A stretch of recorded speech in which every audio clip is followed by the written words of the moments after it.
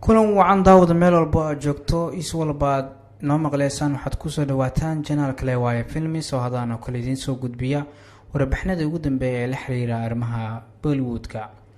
haddaba warbixintana maanta waxaan kusoo qaadanaynaa xidiga ugu wanaagsan marka ay timaado in door laga run sheego, sidoo kalena filimada waqtiga dhaadheer geliya laguna yeero master perfectionist Aamir Khan iyo 10 filim oo iska diiday xidigan haddana guulaha waaweyn gaaray. filimadaas ayuu qaar wuxuu iskaga diiday waqtiga uu u waayay doorkaas oo ah mid liita iyo sheekada filimka oo aan qaab wanaagsan loo dhigin. haddaba yaa ka mid ah filimada uu iska diiday Aamir Khan iyo qofka inta badan filimadiisa uu iska diiday sameeyay.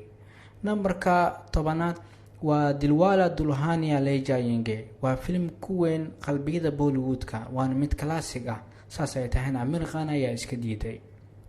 Nambarka 9 Dil Toba Gale. Akshay Kumar muuqaalkiisa martida ah ayuu taariikhda galay, waxaana doorkaas loo soo bandhigay Aamir Khan laakiin wuu ka mashquulay.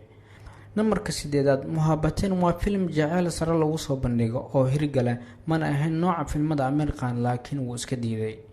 Nambarka 7 waa Dar. Aamir Khan ayaa rabin in uu ka soo muuqdo door xumaan ah, waana sababta uu iskaga diiday filimka Dar, waxaana jilay Shah Rukh Khan. Bajrangi Bhaijaan ayaa Aamir Khan wuxuu ahaa dooqa koowaad ee filimka blockbuster ka noqday, waana mid uu rabay inuu sameeyo laakiin wuxuu rabay in xoogaa qoraalka sheekada wax laga bedelo. Nambarka 5 waa Josh. Shah Rukh Khan ayaa filimkiisa hore wuxuu ahaa filmo yar, waxaana ka mid ahaa filimka Josh. labadooda ayaa ahaa dooqa filimka, laakiin Aamir Khan ayaa iska diiday doorkaas, waxaana lagu soo bedelay booskiisa atooraha Sharad Kapoor. Nambarka 4 waa Nayak. maadaama Aamir Khan filimada ku xusho in uu saameyn ku leeyahay bulshada, asagoo fursadaas u helay filimka guuleystay ayuu haddana wuxuu iska diiday qoraalka sheekada filimka awgeed. Nambarka 3 waa Swadis. waa wax lala yaabo in filim sheeko wanaagsan sida Swadis uu Aamir Khan iska diiday, laakiin waxa uu arkay shirqool jilicsan, wuxuuna rabay in wax kale lagu bedelo.